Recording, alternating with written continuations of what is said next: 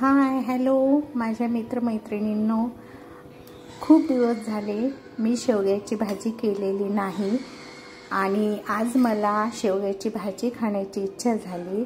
त्यामुळे मी आज शेवग्याच्या शेंगाची भाजी करत आहे आणि ही भाजी पौष्टिक सुद्धा राहते।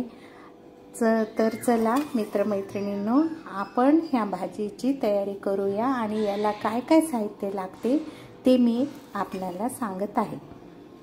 2 शेवग्याच्या शेंगा घेतलेल्या आहे, याला मीठ लावून उकडून घेतलेला आहे आणि यामध्ये कांदा, लसूण आणि कोथिंबीरची पेस्ट करून घेतली आणि यामध्ये थोडं बेसन, धण्याची पावडर, गरम मसाला, लाल तिखट हे साहित्य आहे आणि हळद आहे ही आणि हे शेंगदाण्याचं कूट आहे। आणि आपण आता शेवग्याची भाजी तयार करूया। प्रथम मी कढईमध्ये तेल घेतलेलं आहे। तेल तापल्यानंतर त्यामध्ये आपण थोडी मोहरी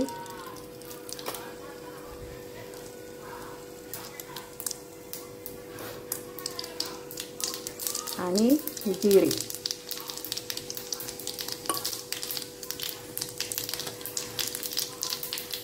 आणि जिरे तडल्यानंतर आपण हे वाटण टाकत आहे।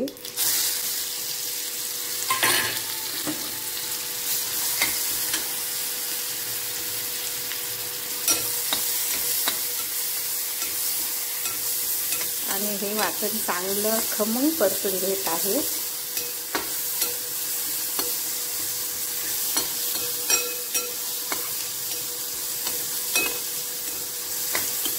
ही भाजी खाण्यासाठी यापासून कंबर वगैरे दुखणे थांबते आणि ही भाजी खरोखर फार पौष्टिक समजल्या जाते आणि ही हेल्दी पण आहे। चला आता हे लसूण आणि कांदा छान परतलेला आहे। आता यामध्ये आपण हे साहित्य टाकत आहे। मी तेलाचा वापर खूपच कमी करते कारण माझ्या मुलाला भाजीमध्ये तेल अजिबात आवडत नाही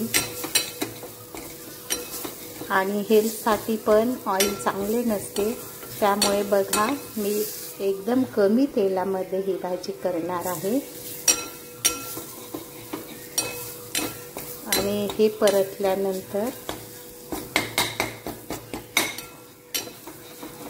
हे साहित्य चांगलं परतून घेत आहे। यासाठी आपण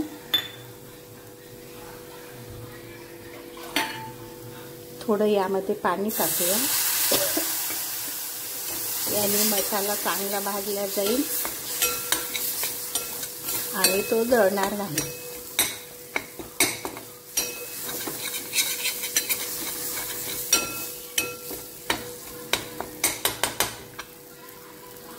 आता थोडी हळद,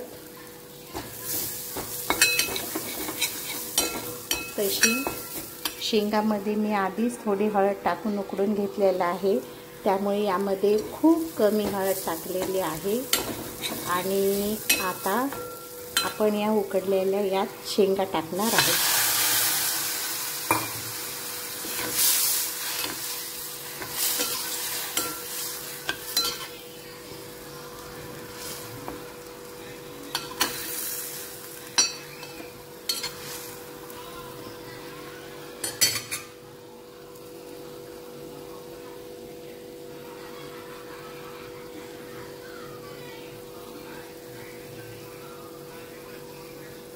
वरून थोडं शेंगदाण्याचं कूट टाकत आहे, खूप कमी प्रमाणात। आणि मी भाजीमध्ये मसाले, तेल आणि बाकीचं हे साहित्य खूप कमी प्रमाणात वापरते। तुम्ही बघून घ्या, यामध्ये तेल पण दिसत नाहीये आणि शेंगामध्ये आधीच मीठ असल्यामुळे मी आता एकदम खूप कमी प्रमाणात मीठ टाकत आहे। बघा,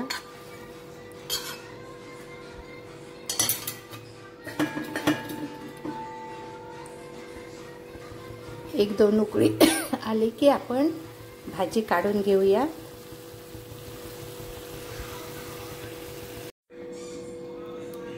चला तर आपली ही खमंग अशी शेवग्याची भाजी तयार आहे। ही भाताबरोबर पोळीबरोबर कशाही बरोबर एकदम छान लागते आणि ही भाजी सगळ्यांना हेल्दी आहे, त्यामुळे ही कमी तेलामध्ये केलेली भाजी आहे। स्वस्त खा आणि मस्त राहा।